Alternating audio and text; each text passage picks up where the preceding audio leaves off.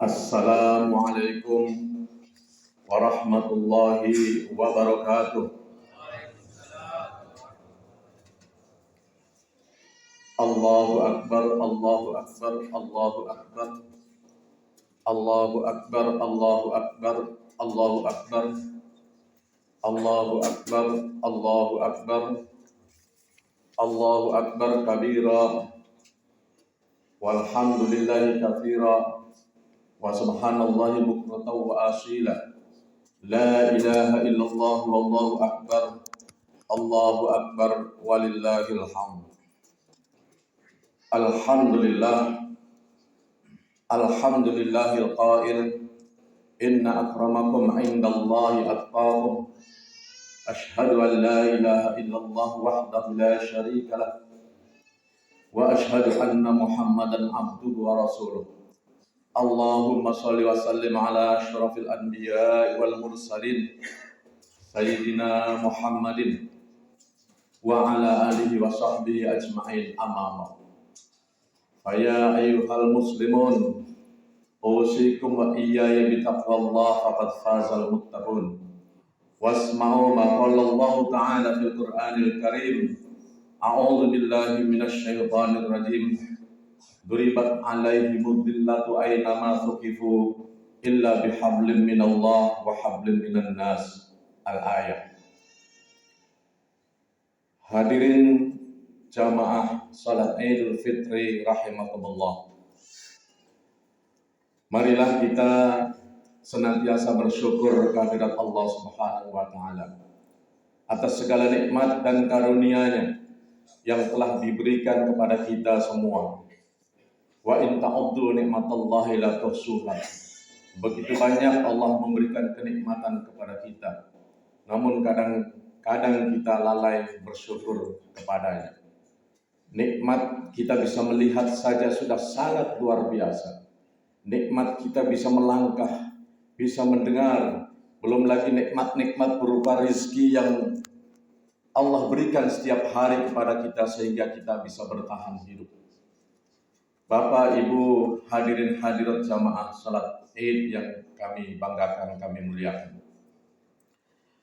Pada kesempatan kali ini izinkan saya menyampaikan satu tema khutbah Idul Fitri 2024 atau 1445 Hijriah dengan judul mudah diingat. Judulnya Perumnas. Perumnas ini merupakan singkatan perbaiki kualitas ibadah mahdoh dan hubungan sesama manusia. Kenapa saya memberi tema seperti ini? Karena kalau kita hayati, kalau kita kaji, apa yang kita amalkan selama bulan suci Ramadan yang baru saja kita lewati, pada dasarnya adalah ingin mendidik kita, ingin menggembleng kita agar kita bisa memperbaiki hubungan kita dengan Allah dan hubungan kita dengan sesama manusia. Menurut Ibnu Rushd, salah seorang dari mazhab Maliki, ibadah mahdoh itu adalah ibadah yang tidak bisa dijangkau oleh akal pikiran. Ibadah itu muncul karena ada perintah dari Allah yang kita tidak perlu protes dengan pikiran-pikiran kita. Kenapa? Karena kita sebagai hamba Allah ingin diuji oleh Allah. Seberapa besar keimanan kita, seberapa besar pengakuan kita bahwa Tuhan kita adalah Allah. Contohnya adalah perintah sholat 5 waktu. Kita tidak perlu, kenapa kita harus sholat, harus seperti itu sholatnya. Karena ini merupakan perintah Allah sebagai seorang yang beriman. Sami'na wa ta'na, kita dengar dan kita taat. Begitu juga ibadah puasa, ibadah haji dan sebagainya. Ini tidak perlu lagi kita pikirkan dengan akal. Itulah sebabnya ibadah mahdoh ini sering disebut juga sebagai ta'abbudi, ibadah. Kemudian Kalau ibadah ghairu mahdoh sebaliknya, yang hubungannya dengan sesama manusia kebanyakan, itu adalah ibadah yang kaitannya dengan ta'akuli, dengan akal kita.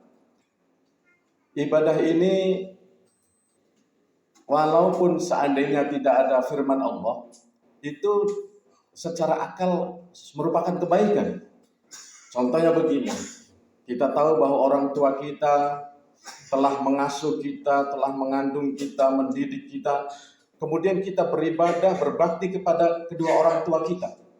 Ini sesuai akal, karena dia telah berjasa, kita berbalas jasa, berbalas budi kepada orang tua kita. Seperti itu contohnya dan sejenisnya. Itulah sebabnya ibadah mahdoh dan ghairu mahdoh ini sering ditafsirkan oleh sebagian ulama sebagai, kalau ibadah mahdoh itu kaitannya dengan Allah, hubungannya, dan ghairu mahdoh adalah kaitannya dengan sesama manusia. Berbuat baik, bersedekah, dan lain sebagainya. Hadirin Bapak Ibu sekalian, ayat yang saya sampaikan di awal tadi ada di dalam Al-Quran surat Ali Imran 112. Kata Allah, duribat alaihimuz zillatu aynama suqifu illa bihablin minallah wa hablin minan nas. Akan ditimpa kehinaan, kerendahan di mana saja kalian berada, kecuali jika kalian menjaga hubungan baik dengan Allah dan menjaga hubungan baik dengan sesama manusia. Saya sudah jelaskan tadi, hablum minallah dan hablum minan nas. Apa implikasinya Bapak Ibu? Seandainya kita tidak menjaga hubungan baik dengan Allah dan hubungan baik dengan sesama manusia. Ayat selanjutnya, wa ba'u bi ghadabin minallah wa duribat alaihimul maskanah, kata Allah. Allah akan murka jika kita tidak menjaga hubungan baik dengan Allah dan hubungan baik dengan sesama manusia. Jika kita tidak menjaga hablum minallah wa hablum minan nas, Allah murka, Allah marah. Wadribat alaihimul maskanah, bahkan karena kemurkaan Allah itu, hidup manusia, hidup kalian akan menderita, akan sengsara. Nah, ini sudah dicontohkan sejak zaman-zaman sebelum Nabi Muhammad SAW. Dzalika bi annahum kanu yakfuruna bi ayatillahi wa yaqtuluna al-anbiya'a bighairi haqq. Sebabnya mereka tidak menjaga hablum minallah dan hablum minan nas itu adalah karena mereka ingkar terhadap ayat-ayat Allah. Mereka kafir terhadap ayat-ayat Allah. Mereka tidak mengakui kebesaran-kebesaran Allah. Kita tahu bahwa ayat-ayat Allah ini ada ulama yang membagi dua. Tanda-tanda kebesaran Allah itu, yang pertama adalah ayat-ayat kauniyah, yang kaitannya dengan alam semesta, kaitannya dengan kejadian-kejadian yang Allah ciptakan di alam raya ini. Nah, ini merupakan tanda kebesaran Allah yang harus kita akui bahwa ini adalah ciptaan Allah. Yang kemudian selanjutnya kita syukuri, kita berterima kasih kepada Allah. Afala, tadi imam membaca tadi, afala yanzuruna ilal ibili kaifa khuliqat wa ilas samai kaifa rufi'at wa ilal jibali kaifa nusibat wa ilal ardi kaifa sutikat fadzakir innama anta mudzakir. Apakah kalian tidak memperhatikan, tidak memikirkan bagaimana unta diciptakan, begitu juga bagaimana diri kita diciptakan? Luar biasa. Kita bisa seperti ini, bisa mendengar, bisa melihat, bisa mencium, bisa merasa, bisa melangkah dan sebagainya. Apakah tidak ada di antara kalian yang memikirkan itu, mengagumi itu, yang kemudian mensyukuri kenikmatan itu? Bagaimana langit ditinggikan, bagaimana laut dihamparkan, bagaimana bumi dihamparkan, bagaimana gunung-gunung ditancapkan. Tugas kita dengan ayat kauniyah ini ringan, cuma mengakui bahwa itu adalah ciptaan Allah, kemudian kita memuji, mensyukuri atas semua itu. Kemudian ayat yang kedua adalah ayat Qur'aniyah. yang Allah turunkan di dalam bulan suci Ramadan, yakni tanda-tanda kekuasaan Allah yang kedua. Dengan firman-firman Allah kita menggali, mengkaji, kita bersyukur bertemu Ramadan, diingatkan kembali bahwa ini loh pada bulan Ramadan telah diturunkan Al-Quran pada malam Lailatul Qadar, yang merupakan apa? Merupakan hudal linnas, syahrul Ramadan alladzi unzila fihi al-Qur'an hudal linnas, petunjuk bagi umat manusia. Kalau manusia sadar, apapun kulitnya, dari manapun bangsanya, apapun agamanya, dan mengkaji Al-Quran, saya yakin. Dan ini Bapak Ibu sudah dibuktikan oleh salah satu pejabat NASA bernama Karnar. Dia yang kerjanya itu NASA, Badan Antariksa Amerika, yang kerjanya naik turun ke bulan, melakukan penelitian, kalau bukan di bulan, di planet-planet lain. Dia pernah beberapa kali mendapatkan dalam setiap akhir Ramadan, 10 akhir Ramadan, pasti ada satu hari yang berbeda dengan hari-hari lainnya. Dia melihat hari-hari lainnya itu banyak bintang-bintang, banyak meteor berjatuhan, bahkan ribuan. Tapi pasti dia temukan ada satu hari yang anehnya luar biasa, tidak ada bintang, tidak ada meteor. Tetapi pada hari itu, pada malam itu, malamnya Lailatul Qadar, malam Qadar, pada malam itu alam raya terang benderang. Apa itu keterangannya itu? Yang membuat terang itu apa? Kita ingat kepada ayat yang sering dibacakan di dalam salat tarawih, inna anzalnahu fi lailatul qadar, bahwa diturunkan Al-Quran pada malam Lailatul Qadar. Selanjutnya tanazzalul malaikatu warruh, pada malam itu turun ribuan malaikat, begitu juga roh Jibril turun ke bumi. Kita tahu bahwa malaikat-malaikat itu diciptakan dari cahaya. Saya yakin itu adalah pancaran cahaya malaikat yang turun ke bumi. Dan Bapak Ibu tahu apa sikap Karnar, pejabat NASA tadi? Dia kemudian mencari kebenaran itu. Dia dapatkan dalam Al-Quran yang saya bacakan tadi. Dia kemudian menjadi seorang mu'allaf. Dia masuk Islam. Sayang dia harus punya resiko yang cukup berat. Dia dipecat dari jabatannya dalam NASA. Tapi dia tidak peduli. Dia terus memeluk Islam. Luar biasa. Hadirin Bapak Ibu sekalian, kemudian apa saja yang harus kita perbaiki dalam kaitannya dengan hubungan dengan Allah? Ya, di dalam bulan puasa kita diajarkan berpuasa. Itu kan sebenarnya berkomunikasi dengan Allah. As-sawmu li, kata Allah dalam salah satu hadis qudsi, puasa itu milikku. Makanya puasa ini sebenarnya merupakan ibadah yang luar biasa, karena hanya Allah yang tahu orang itu puasa atau tidak.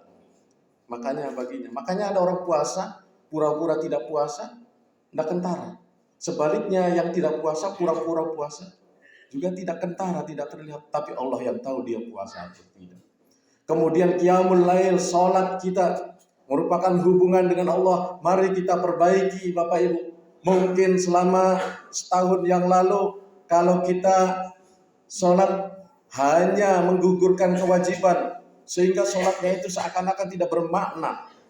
Ruku, sujud, kalau orang Jawa bilang itu jengkelit, selesai. Bahkan karena ada kesibukan dunia lain, jadi buru-buru. Mari pada tahun ini setelah Ramadan, setelah kita digembleng oleh Ramadan, perbaiki sholat kita, kekhusyuan kita, niat kita. Karena jangan sampai kita masuk kategori fawailul lil musallin alladzina hum an sholatihim sahun. Orang yang sering sholat saja bisa celaka apabila sholatnya itu sahun, lupa kepada Allah. Dia sholat tapi naudzubillah dia juga maksiat. Dia sholat tapi naudzubillah dia juga merampok uang rakyat. Dia sholat tapi dia juga melakukan perbuatan-perbuatan yang tidak baik yang dilarang Allah. Yura'una, bahkan dia berbuat termasuk sholatnya itu yura'una, ingin dilihat oleh orang lain, ingin dipuji oleh orang lain. Ria. hilangkan semua itu. Mari kita perbaiki. Bismillah. Makanya di dalam niat sholat itu, di dalam ibadah-ibadah mahdo. Nah ini salah satu bedanya juga mahdo dengan ghairu mahdo. Kalau ibadah mahdo itu Bapak Ibu ada niat khususnya. Boleh dilafalkan usolli fardhu zuhri arba'a rakaatin dan seterusnya. Ujungnya itu lillahi ta'ala. Kenapa lillahi ta'ala? Saya sholat ini hanya karena Engkau ya Allah. Saya tidak ingin dipuji oleh orang lain. Hanya untukmu, hanya kepadamu, hanya ingin mencari ridhamu. Begitu juga puasa kita dan lain sebagainya. Mari kita perbaiki niat kita. Kita perbaiki gerakan-gerakan kita. Saya masih melihat, mohon maaf kadang-kadang kita buru-buru. Ini yang sering itu pas tidak. Allahu Akbar ruku. Begitu habis itu sami Allahu liman hamidah itu. Belum tumak nina baru berdiri langsung sujud. Perbaiki itu ada tumak ninahnya.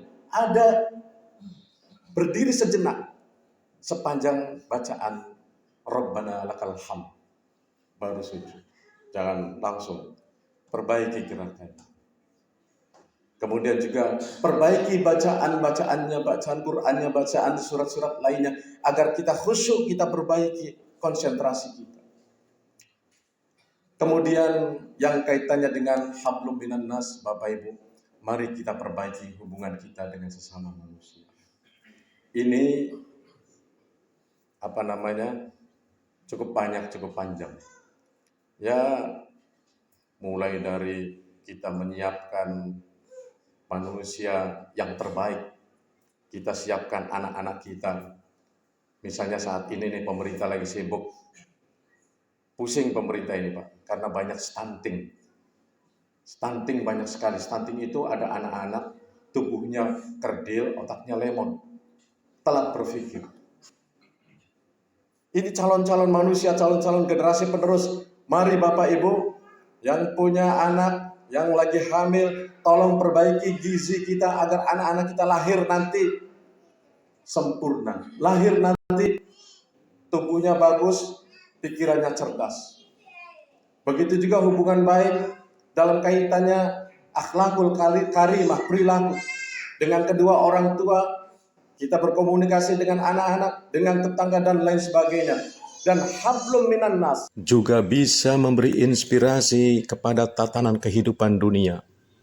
Kalau ingat Bapak Ibu, PBB, Perserikatan Bangsa-Bangsa itu mempunyai konsep bahwa jika setiap negara ingin hidup baik, rakyatnya makmur, penyelenggara negaranya sukses, para pengusahanya sukses, maka 3 kelompok yang ada di dalam konsep good governance, yaitu para penyelenggara negara, kemudian para pengusaha, dan yang ketiga adalah rakyat, bisa bekerja sama dengan baik dan bisa memiliki karakter yang baik.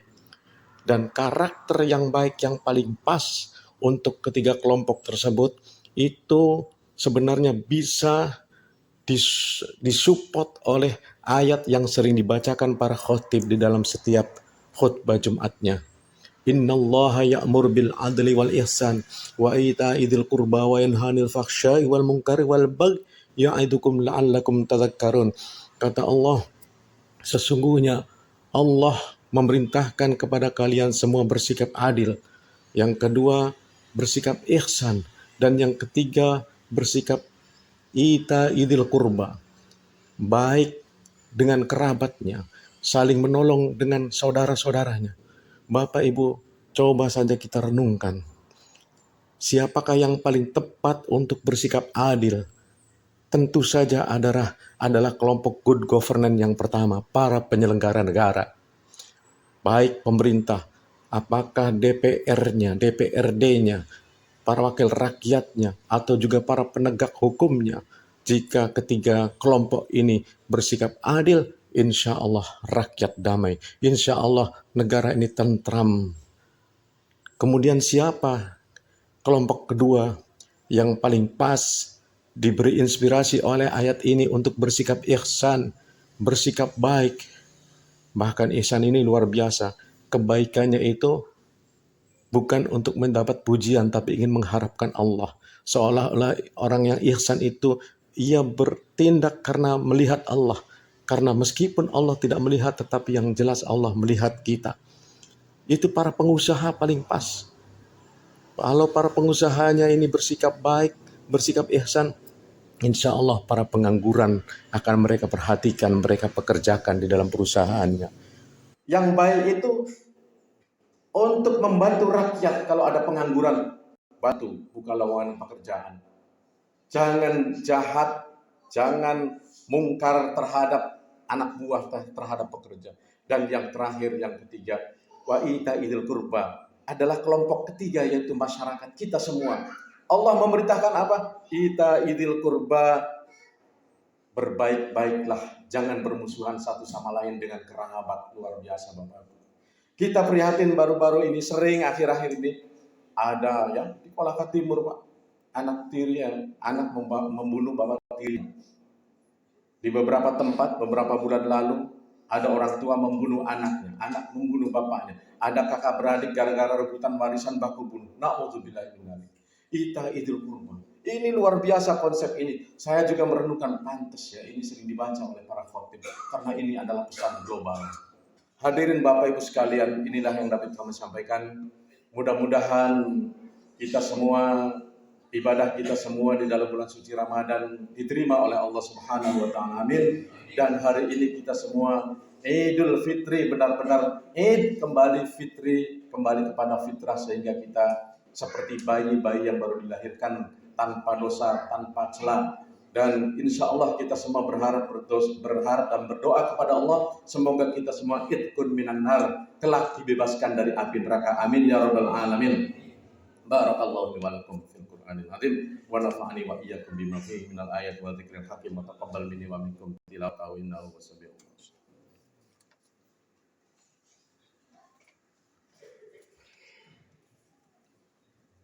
Alhamdulillah.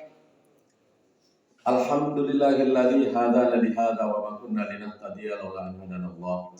Asyhadu an la ilaha illallah wa asyhadu anna Muhammadar Rasulullah. Allahumma shalli wa sallim ala sayyidina Muhammad wa ala alihi wa sahbihi ajma'in. Amma ba'du. Fa ya ayyuhal muslimun usikum wa iyaya bi taqwallah faqad fazal muttaqun. Wasma'u ma qala Allah ta'ala fil Qur'anil Karim. A'udzu billahi minasy syaithanir rajim.